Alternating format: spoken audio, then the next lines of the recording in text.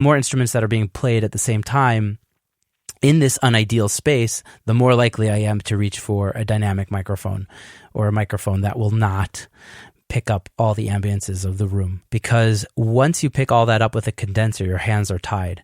And there's nothing worse than having your hands tied with a really bad recording.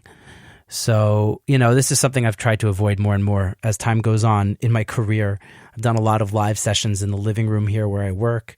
And the more I do that, the more I learn to kind of avoid a ton of musicians playing simultaneously in a bad space.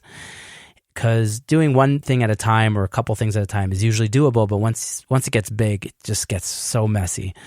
So that my first thing would be mic choice, in a less than ideal space. Mic choice is paramount, and also making the room as good as possible. Maybe you could put up a blanket on the wall. Maybe you can move something around that cushions something. I saw even Mendy posted on Facebook recently that he put his kid's bed in the room where he was tracking vocals so that the vocal would be drier, and it seemed to have worked. So you never know.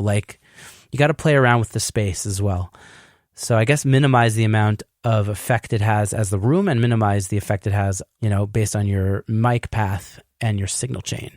Anyways, that about sums it up for this discussion. If you have anything you'd like me to talk about on a future Solocast, please send me an email at secretsonics@gmail.com, and I'll be back at you with a new interview next week. So thank you so much for tuning in.